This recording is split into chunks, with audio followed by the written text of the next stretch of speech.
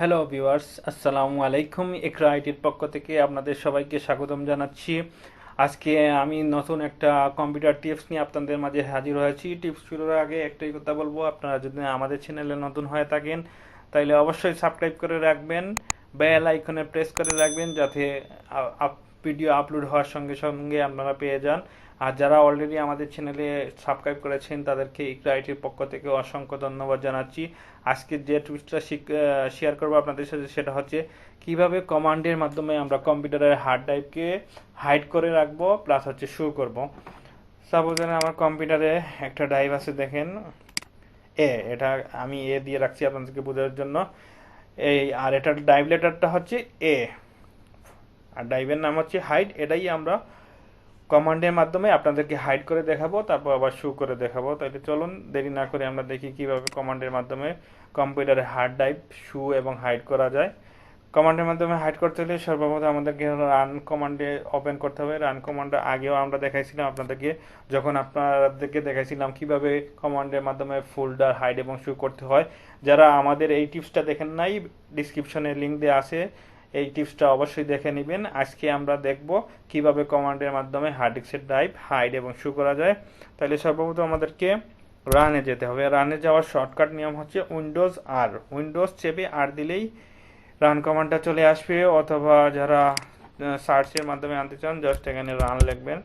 Run লিখলেই দেখবেন রানের অ্যাপসটা চলে আসবে। আপনারা রান লেখার পর আমরা এখানে লিখবো ডিস্কপার্ট, লেখা আছেই, তারপর আমি আবার লিখে দেখে দিতেছি।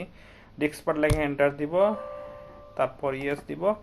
ইয়েস দিলেই দেখেন একটা কমান্ড আসছে, কমান্ড প্রম্পটটা ওপেন হয়েছে। এখন আমি এখানে লিখবো লিস্ট ভলিউম। কমান্ডটা হচ্ছে লিস্ট ভলিউম। লিস্ট ভলিউম কমান্ডের মানে হচ্ছে আমার হার্ড ডিস্কে যতটা ড্রাইভ আছে, ভলিউম আছে, সবগুলো এখানে শো করবে। এখন আমি চাইতেছি কোন ড্রাইভটা হাইড করতে। দেখেন এখানে আমাদের ড্রাইভ লেটার নাম ছিল হাইড, এটার লেটারটা কত এ, ভলিউমটা হচ্ছে 1। এখন আমি কি করব, যে ড্রাইভের লেটারটা আমি হাইড করতে চাইতেছি ওই ভলিউমটা আগে সিলেক্ট করে নিতে হবে। তাইলে আমরা সিলেক্ট করব সিলেক্ট ভলিউম 1। এখানে লিখবো আমি সিলেক্ট ভলিউম 1 লিখে এন্টার দিব। এখন আমার ভলিউম 1টা সিলেক্ট হয়ে গেছে। এখন কি করতে হবে, রিমুভ লেটার। কি, ভলিউম 1-এর লেটারটা কি এই জায়গায় দেখাবে।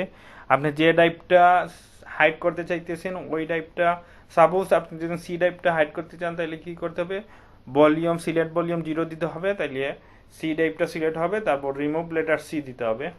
এভাবে আপনি যে ড্রাইভটা হাইড করতে চান সেটার ভলিউম আগে সিলেক্ট করতে হবে, তারপর ওইটার লেটারটা রিমুভ করতে হবে। তাহলে আমি রিমুভ লেটার লিখবো এ, দিয়ে এন্টার দিব। এখন আমরা খেয়াল করে দেখি আমাদের যে এ ড্রাইভ ছিল ওইটা আছে কিনা। কম্পিউটারে ঢুকলাম, দেখেন এ ড্রাইভটা এখানে আর নাই, চলে গেছে।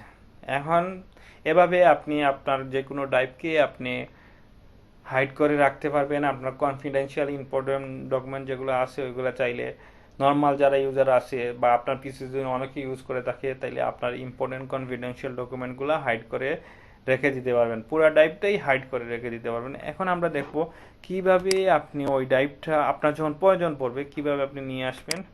এটা এখানে লিখলেও হবে, তারপর আমি নতুন করে আপনাদেরকে কমান্ডের মাধ্যমে দেখাইতেছি। আবার আমরা ডিস্কপার্টে যাব আগের নিয়মে। ডিস্কপার্টে যাওয়ার পর সর্বপ্রথম আমরা লিখবো লিস্ট ভলিউম, তাইলে আমাদের ভলিউমগুলো দেখাবে। তারপর লিখবো আমি কোনটা আনতে চাইতেছি, এই যে হাইড নামে যে আমার ড্রাইভটা ছিল এটা নিয়ে আসবো। তাহলে আমি কি লিখবো, সিলেক্ট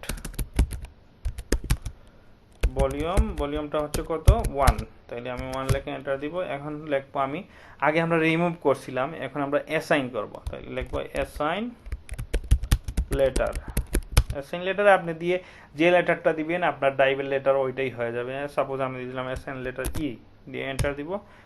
এখন দেখেন আমাদের টাইপটা আবার চলে আসছে। এভাবে চাইলে আপনি যে কোনো ড্রাইভ কমান্ডের মাধ্যমে হাইড করতে পারবেন এবং আবার চাইলে কমান্ডের মাধ্যমে শো করে নিতে পারবেন। আশা করি আমাদের এই ভিডিওটা আপনাদেরকে ভালো লেগেছে। যদি ভালো লাগে তাহলে ভিডিওটা লাইক দিবেন, কোনো প্রবলেম হলে আমাদের কমেন্ট সেকশনে জানাবেন। আর যারা এখনও সাবস্ক্রাইব করেন নাই আমাদের চ্যানেলে তাদেরকে একটাই অনুরোধ, আমার চ্যানেলটি সাবস্ক্রাইব করে রাখুন। বেল বাটনে অবশ্যই প্রেস করে রাখবেন। আর ইকরা আইটির সাথে থাকবেন নতুন নতুন কম্পিউটার টিপস ট্রিক্স এবং বিভিন্ন কোর্সের টিউটোরিয়াল শেখার জন্য। আজকে আমাদের ভিডিও এ পর্যন্ত। সবাইকে ধন্যবাদ জানিয়ে আজকের ভিডিও এখানে শেষ করতেছি। আল্লাহ হাফিজ।